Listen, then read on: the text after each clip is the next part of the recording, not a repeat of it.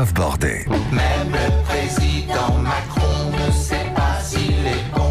Même le président Macron ne sait pas s'il est bon. Alors ça c'est du Philippe Catherine évidemment, hein. Oui, on l'aurait reconnu. Vous l'aimez pas trop vous? Sauf dans le film Le Grand Bain. Ah là, oui. ça allait un peu. Quand il est invité de Quotidien, ça doit être votre Mais horreur. je Ah oui, parce n'aime qu'il pas le était sur le chanteur. quotidien, oui, chez nos dans la amis. semaine. bon, l'autre ah jour, ouais, Alors oui, Philippe oui. Catherine plus Quotidien. Alors, oui, là, ça fait beaucoup. Oui. Alors là, tout d'un coup, il y a la varicelle qui apparaît chez Binzer. Il dit Et même si, mais non, vrai voir, je suis pas sûr de l'aimer. Bon, les vraies voix sur Sud Radio, ça continue bien évidemment avec Yael Mellul, Philippe Bilger, Gilles Gansman, Philippe Rossi et notre débat après la grève et les manifestations. Macron va-t-il reculer sur la réforme des retraites? 0826 300 300, vous attend, vous êtes les bienvenus évidemment. Et puis les réseaux sociaux, Philippe Rossi. Et pour le moment, la réponse est non à 54%. Serge qui nous dit malheureusement Macron ne peut pas reculer, il n'est pas à l'origine de ces réformes, il a l'Union Européenne qui pousse derrière. Et puis Derval qui nous dit il devrait reculer, on va le faire plier progressivement avec des manifestations beaucoup plus denses. Sud Radio, les vraies voix. Le débat est ouvert. Le débat est ouvert effectivement avec nos invités. Christiane Ferralchul est avec nous, bonsoir. Bonsoir. Merci beaucoup d'être avec nous dans Les Vraies Voix sur Sud Radio. Vous êtes présidente du Conseil national des barreaux. Au téléphone, Guillaume Bernard, qui est politologue. Bonsoir. Bonsoir Christophe. Bonsoir Guillaume, merci beaucoup d'être avec nous. On va commencer évidemment, honneur aux dames, hein, tant qu'à faire. Bien sûr. Christiane Ferralchul, tout d'abord ces violences à Paris qu'on a vues cet après-midi, place de la République. Vous en pensez quoi à la fin, vous, qui êtes quand même à la base la justice incarnée, si je puis dire. Vous en pensez quoi? Je regrette bien sûr la violence. Je regrette qu'on en soit arrivé à cette violence et à cette absence de dialogue. Donc je ne peux que condamner les actes de violence, évidemment. Quand vous dites, c'est intéressant ce que vous dites on en est arrivé à une absence de dialogue. Est-ce que vous pouvez préciser votre pensée? Eh bien, on le ressent très fortement depuis un an avec le mouvement des Gilets jaunes. On a vu cette progression, cette difficulté du gouvernement à se faire entendre. Au niveau des avocats que je représente, la difficulté de faire comprendre notre rôle, la bonne volonté qu'on peut avoir dans la réforme de la justice, c'est quelque chose que nous avons vécu et que nous vivons douloureusement. Aujourd'hui, par exemple, une des difficultés que nous avons, c'est que le 1er janvier va entrer en vigueur une réforme qui est importante pour les avocats. Nous n'avons pas encore les décrets. Alors, nous avons obtenu le report d'une partie de cette mise en œuvre de la réforme, mais vous imaginez bien 70 000 avocats qui doivent comprendre et appréhender des changements qui sont importants dans la justice en moins de 10 jours. Donc c'est compliqué pour le justiciable, c'est compliqué pour les avocats, tout est compliqué. Et c'est dans ce climat que l'on aborde la question des retraites. C'est intéressant ce que vous dites parce que cet après-midi, j'écoutais Martine Aubry, la maire de Lille, qui disait notamment que les réformes à marche forcée, c'était ça aussi qui était un peu à l'origine de la situation d'aujourd'hui. Donc là-dessus, vous êtes un peu d'accord quand même. Alors, je suis d'autant plus d'accord que notre profession vit les réformes successives. Chaque fois que nous avons un nouveau garde des Sceaux, nous avons une réforme. Et ces réformes, on n'a pas le temps de les digérer. Donc, on est... Et ni de les mettre en place correctement. Non, mais on est conscient, je pense que c'est important d'expliquer que les avocats sont conscients qu'il faut réformer. La réforme de la justice était même quelque chose qui était attendu. Et je vais même vous dire que lorsqu'on nous a présenté les 150 propositions des chantiers de la justice le 15 janvier 2018, chacune de ces propositions a été votée par notre Assemblée générale. Et sur les 150 propositions, nous en avons accepté plus de 80%, 85%. Ensuite, il restait 15% qui étaient pour certaines non, parce que ça portait atteinte à des valeurs fondamentales, les libertés et autres. Et puis, il y en avait un certain nombre sur lesquels nous voulions approfondir la discussion et aller un petit peu plus loin. Et vous voyez donc il y avait une volonté d'aller de l'avant et de véritablement accompagner le mouvement de cette réforme. Et là, sur cette réforme des retraites, pour vous, qu'est-ce qui ne va pas chez les avocats là? Eh bien, c'est une retraite qui est injuste, c'est-à-dire qu'en disant cette retraite doit être juste, équilibrée, solidaire, nous constatons que cette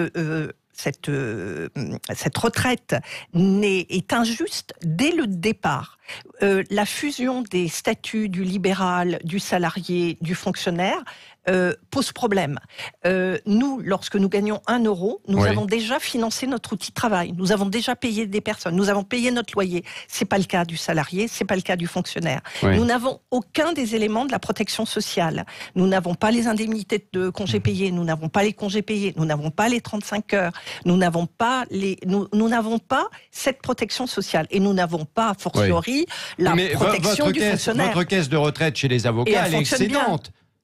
Et alors, elle est très bien gérée. Elle est excédente et donc on vous dit, écoutez, puisqu'elle est excédente, partagez. Mais attendez, pourquoi est-ce qu'elle est excédentaire ? Elle est excédentaire parce qu'elle a été bien gérée et parce que nous avons pris, les mesures contraignantes. C'est un peu comme si on vous avait fait faire de l'épargne forcée pendant 30 ans, 40 ans, 50 ans, puisqu'elle existe depuis 50 ans, et que tout à coup on vous dit, vous avez été un très bon élève, donc maintenant, vous remettez tout dans le pot commun, et maintenant, on va appliquer un autre régime qui, s'il doit ressembler au RSI, et quand même pose problème. Donc nous, on dit, on a quelque chose de clair qui fonctionne. On n'est pas toujours bon, mais là, on a été très bon. Donc on est bon, on veut nous faire quitter quelque chose qui fonctionne et qui nous permet de résoudre en partie notre problème de protection sociale. Comme je vous l'ai dit, on n'a pas de protection sociale. Donc cette caisse autonome nous permet de verser les indemnités de congés aux femmes avocates,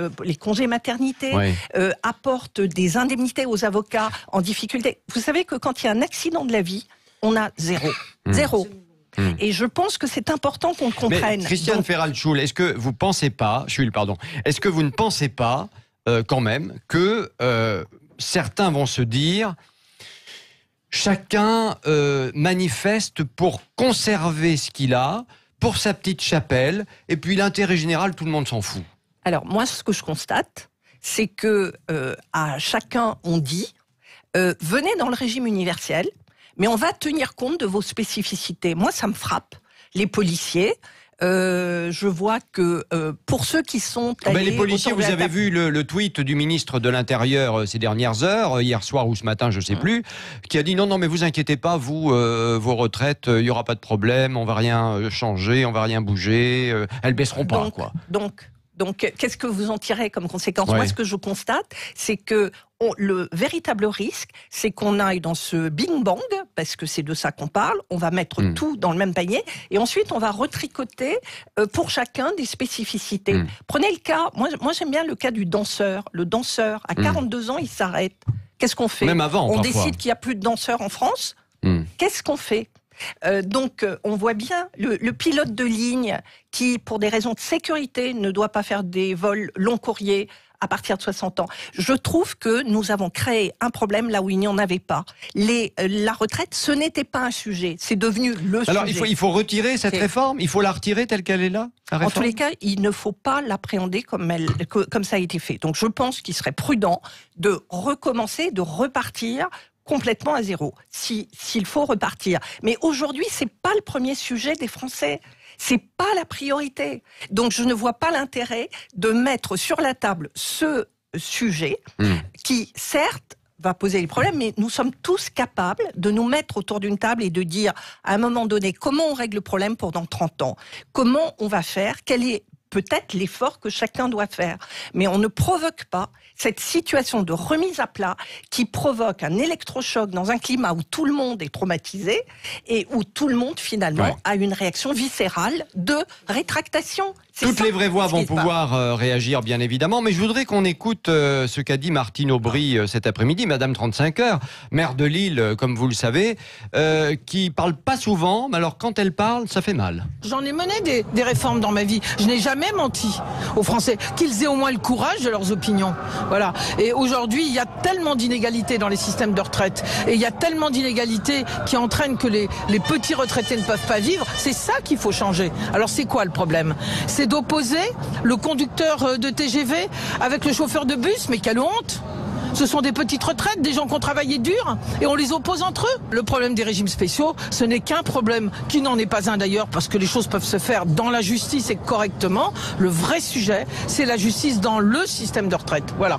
Voilà, Martine Aubry qui n'est pas allée de main morte. Et c'est vrai qu'elle a raison sur un point. En tout cas, ça parle quand elle dit on est en train d'opposer les Français les uns aux autres. Vous en pensez quoi, mais Philippe Bilger ? lorsqu'elle dit qu'elle n'a jamais menti, elle est tout de Oui, même... bon, d'accord. Ah non, mais vous voyez, ça me gêne. Alors pour le reste, elle reprend le... Non, mais quand elle dit qu'on oppose les Français les uns aux autres, c'est quand même pas faux dans cette elle affaire. reprend la banalité qui est celle qui est développée par l'opposition. Bon, Oui. ça n'est pas... Donc c'est pas vrai. On n'oppose Si, pas. peut-être. Macron n'oppose pas les Français les uns aux autres depuis 2 ans. Pas au sens où vous l'entendez, mon cher Christophe. Je vois qu'il y a une tonalité négative dans votre propos, pour une fois, à l'égard d'Emmanuel Macron. Pour une fois. Mais il ne les oppose pas. Et à partir du moment où on veut faire un projet de loi sur les retraites, on donne forcément l'impression, à un moment donné, de créer une dissension parce que, évidemment, les intérêts ne sont pas les mêmes.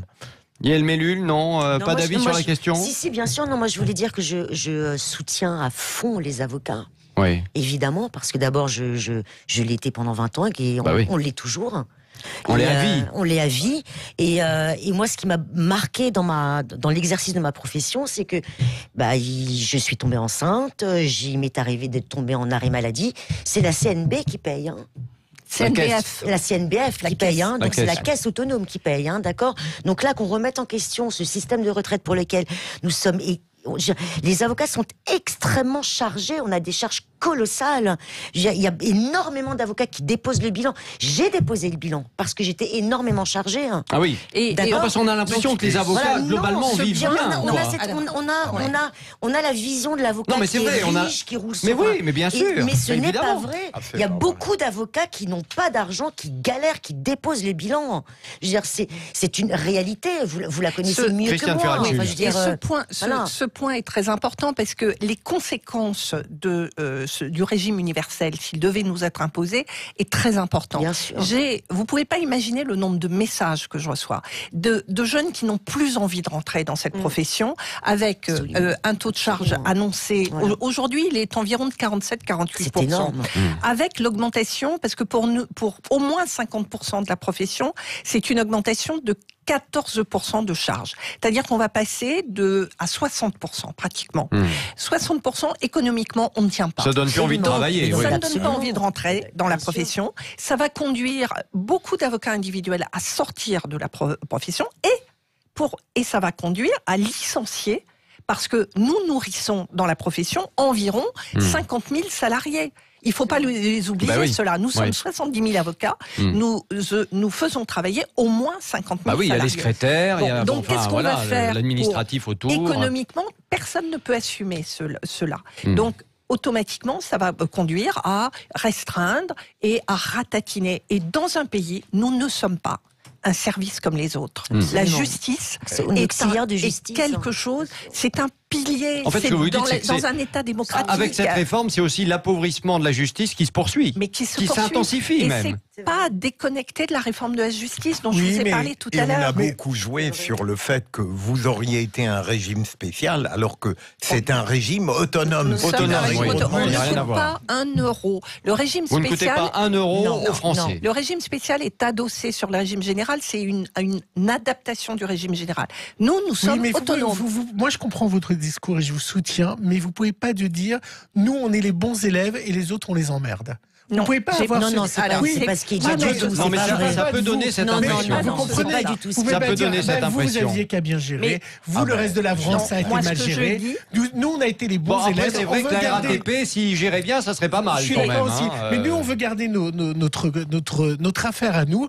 Et puis derrière, si Macron veut réformer, il réforme les autres et allez-y. Mais pas du tout. Laissez parler Christiane, vous. C'est pas ce que je dis. Je comprends ce que vous dites, bien sûr. Mais moi, je trouve intéressant. Les régimes autonomes, il y en a 10. Ils vont plutôt bien. C'est intéressant. Et ils vont bien. Ils ont en moyenne 50 ans, certains 70 ans, plus. Ils fonctionnent bien. Personne ne s'est intéressé au mode de fonctionnement. C'est-à-dire, aujourd'hui, le régime qui nous est proposé, le seul chiffre qui apparaît dans le rapport de Monsieur Delevoye, c'est 28,2%. Donc on a le taux de cotisation sur ce qu'il appelle le premier pass. Donc on sait où va se situer le taux de cotisation. Mais personne n'a été regarder comment fonctionne, comment nous fonctionnons. Pourquoi est-ce qu'on ne s'adapte pas au régime autonome? Comment vous fonctionnez en deux mots, parce qu'on va devoir faire une petite pause, mais pour que ça marche. Si c'est l'exemple à suivre, il faut que tout le monde le prenne. On a pris des mesures contraignantes quand il le fallait. Nous avons, à certains moments, fait bouger les cotisations. On a vérifié, on a travaillé en fonction de la démographie, d'un certain nombre de critères. Ce travail a été fait. Et a été fait, je considère, avec intelligence, précision, constance et autres. Il faut peut-être tirer aussi les conséquences de cela. Ouais. Allez, on se retrouve dans un instant avec la suite de notre débat passionnant. Ce soir, vraiment passionnant. Après la grève et les manifs, Macron va-t-il reculer sur la réforme des retraites? 0826 300 300 et les réseaux sociaux, Philippe Rossi. Et le compte Twitter de Sud Radio, c'est toujours le nom qui emporte, qu'il augmente un petit peu. On passe de 54 à 60% de nos auditeurs, figurez-vous, qui pensent que non, Macron ne reculera pas. Dans un instant, Guillaume Bernard, politologue avec nous, et puis Isabelle qui nous appelle de Pau. À tout de suite. Christophe Bordet. Président Macron, trafiquant escroc, arrêtez pipeau, on n'est pas des idiots, aux armes citoyens. Les vraies voix sur Sud Radio, alors que quelques incidents à nouveau visiblement dans Paris. On nous parle de 700 ultras rassemblés en ce moment dans la capitale. Donc la soirée n'est pas encore terminée. Elle pourrait être longue évidemment avec la fin de cette manifestation. La CGT annonce 250 000 manifestants à Paris. Bon, on va attendre de voir ce que disent les cabinets privés, puisque maintenant il y a un cabinet privé qui, à chaque manifestation, fait aussi un comptage qui est peut-être un peu plus fin que la CGT. Comme ça, au moins, on aura peut-être un chiffre plus intéressant ou plus précis. Voilà, parce que 250 000, c'est pas certain à 100% quand même. Avec nous toujours, évidemment, Christiane Ferral-Schul, qui est donc avec nous et qui va poursuivre le débat. Guillaume Bernard également, qui est au téléphone. Et puis il y a Isabelle qui nous appelle de Pau. Bonsoir Isabelle, on pose cette question toute simple. Après la grève et les manifs, Macron va-t-il reculer sur la réforme des retraites? Les réseaux sociaux, tiens Philippe Rossi. Et le compte Twitter de Sud Radio, c'est assez partagé, très partagé même, puisque la réponse est non, mais à 53% seulement. Bon, allez Isabelle, quel est votre sentiment? Vous avez manifesté vous aujourd'hui ou pas d'ailleurs? Alors non, pas du tout. Bonsoir à tout le monde. Bonsoir Isabelle. Alors moi je voulais faire entendre la voix du privé justement. Oui. Je suis salariée donc dans une grande surface. Oui. J'ai commencé à travailler à 19 ans et ça fait 30 ans que je travaille. Je ne me suis jamais arrêtée. Oui. J'ai pas pris de congé parental non plus. Enfin voilà, pour donner un petit peu mon parcours. Et donc moi j'espère vraiment que Monsieur Macron va mener à bien sa réforme des retraites et qu'il aura le courage de faire ce que personne n'a osé faire jusqu'à présent. Oui. Pourquoi? Parce que quand on est salarié dans le privé, c'est toujours en fait sur nous en fait que jusqu'à présent les gouvernements successifs en fait ont tablé en reculant en fait irrémédiablement l'âge de départ à la retraite. Et je ne trouve pas normal que dans un système en France on table toujours sur le privé et qu'on ne touche pas en fait aux acquis de la fonction publique. Donc moi je suis pour cette réforme dans la mesure où justement ça serait égal en fait pour tout le monde, le public et le privé. Et alors je rebondis sur ce que j'ai entendu tout à l'heure, il y a beaucoup de choses qui m'ont interpellée. Oui. Justement la manifestation d'aujourd'hui, je pense que, enfin pour mon avis, je pense que c'est plus une manifestation pas contre la réforme des retraites, mais plutôt chacun qui y va, ne touchez pas à mes acquis. Et on en parlait un peu tout à l'heure. Voilà. C'est le ressenti général, évidemment. Alors voilà, il faut quand même, si le système de financement des retraites est en danger, il me semble logique que dans un pays comme la France, où en fait on parle de liberté, égalité, fraternité, l'égalité, elle est où dans le système des retraites actuel, avec le privé qui doit partir de plus en plus tard, qui ont des travaux en plus de plus en plus pénibles. Alors on me parle de pénibilité, mais la pénibilité n'existe pas dans tous les corps de métier, dans le privé. par exemple dans le bâtiment, dans les grandes surfaces aussi, on a énormément de pression, de plus en plus de pression, etc. Et nous, on n'a pas la pénibilité. Et à côté de ça, en fait, on ne peut pas, nous, salariés du privé, être d'accord avec le fait que dans la fonction publique, on parte à la retraite à 50, à 55, évidemment, avec des avantages que nous n'avons pas. Donc c'est voilà. Donc, non mais vous faites une réflexion qui, je trouve, est très intéressante. Isabelle a une réflexion qui est évidemment très intéressante, mais vous voyez quand même le ressenti est intéressant aussi. C'est-à-dire que il y en a qui sont privilégiés et puis d'autres à côté qui rament. C'est ça qu'elle résume, Isabelle, dans son discours, dans ce qu'elle dit. Le souci d'égalité qui est à la base de ce que dit le pouvoir. Enfin, ensuite, on verra. Oui. Avec nous, je le disais, Guillaume Bernard, qui est politologue. Tiens, Guillaume Bernard, on vous a pas entendu encore. Non. Après, bah oui, vous patientez. Je sais que vous rongez votre frein là. Il nous reste quelques minutes. Non, mais pour clore un peu le débat, justement, parce que évidemment, il va se rouvrir très vite puisque ça va continuer. Les grèves vont se poursuivre, notamment dans les transports demain où ça va être la galère, et puis lundi également. Est-ce que, à votre avis, ce qui se passe ce soir, ce qui s'est passé aujourd'hui avec ces manifestations, ça peut faire reculer Macron ou pas sur la réforme? Je crois que d'abord, il faut remarquer que partout en France, il y a quand même eu une assez importante mobilisation. C'est vrai. La seule chose, c'est que, évidemment, c'est la force de Macron. Il y a une coagulation en ce moment contre, beaucoup plus que, une proposition pour quelque chose. Et donc, c'est évidemment le fait qu'il y ait des revendications disparates qui peuvent effectivement favoriser le fait que le gouvernement puisse passer en force. Mais il me semble tout de même que il ne faudrait pas réduire l'exaspération des Français uniquement à la question de la réforme des retraites. Je crois que la réforme des retraites, c'est l'occasion à partir de laquelle il y a cette exaspération, une exaspération que les syndicats essayent de canaliser, ils essayent de se refaire la cerise alors que, objectivement, ils sont quand même C'était un peu raté avec les gilets jaunes, il y a un an. Voilà, exactement. Mais il n'empêche que le désespoir des artisans, de la France périphérique, de tous ceux qui payent des impôts mais qui voient disparaître les services publics, ce désespoir, il est de plus en plus grand. Et il me semble que réduire la crise que l'on connaît aujourd'hui uniquement à la question des retraites, qui évidemment est un sujet essentiel, mais on le sait non, mais on réduit pas du tout, on l'a dit. Non, attendez, on l'a dit pendant... Vous le faisiez. Oui. Mais non, mais on l'a dit pendant le débat, c'est beaucoup plus large que ça, on le sait. Absolument. Et on le sait, la question des retraites, on le sait depuis le livre blanc de Michel Rocard. Donc moi, je veux juste vous demander un truc très simple. Vous êtes politologue. Quelles conséquences politiques, en quelques mots, pour Macron après ce qui s'est passé aujourd'hui? Il va coaguler les Français qui, d'une certaine manière, ce que notre ami, évidemment son nom va m'échapper, appelle le bloc élitaire. C'est-à-dire le fait que, évidemment, il y a tout un ensemble de personnes qui profitent ou qui vivent plutôt correctement dans la situation actuelle, et il y a toute une partie de la population qui part à la dérive. Est-ce que cette population, ce bloc populiste, entre guillemets, est-ce qu'il réussit à se coaguler et à offrir une alternative ou pas? C'est ça la question politique qui se pose. Parce qu'aujourd'hui, il est bien évident, et là notre auditrice l'a dit de manière extrêmement claire, il y a des revendications disparates, contradictoires, qui font que le sujet des retraites n'est pas un sujet en tout cas, pas de reculade de Macron, en deux mots.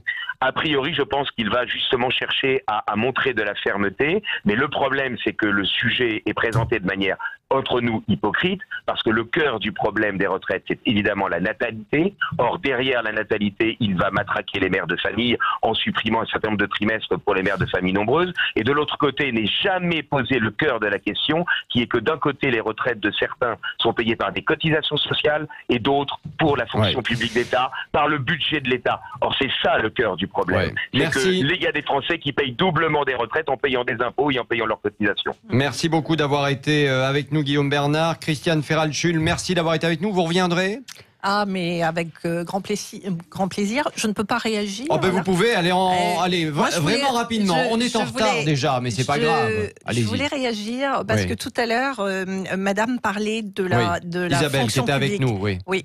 Et en fait, je pense que le vrai problème, il se situe là. C'est-à-dire que pour régler le problème des fonctionnaires, on remet à plat tout ce qui concerne 20 millions de travailleurs. Ouais. Et aujourd'hui, donc on a ce phénomène Big Bang, et donc on remue, et encore une fois, on secoue tout sur ce qui n'était pas un sujet, ce qui est devenu un sujet important et qui cristallise cet énervement. C'est-à-dire que même avec la meilleure volonté du monde, où on est tous pour l'égalité, la fraternité, on est tous pour ça, on a vraiment le sentiment qu'on est manipulé et que ça part dans la mauvaise direction. La bataille va continuer du côté des avocats. Les avocats ont décidé d'une journée de grève le 3 février dans le cadre du collectif SOS Retraite qui regroupe 16 professions, principalement des professions de santé, mais également les pilotes de ligne, le personnel navigant et aussi les experts comptables depuis 2 jours.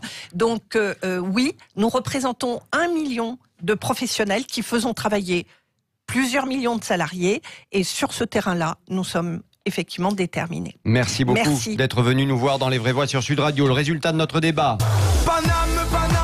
Après la grève et les manifs, Macron va-t-il reculer sur la réforme des retraites? Réseaux sociaux, ça donne quoi, mon cher Philippe Rossi? Allez, score final sur le compte Twitter de Sud Radio, c'est non à 52%. A tout de suite dans Les Vraies Voix sur Sud Radio.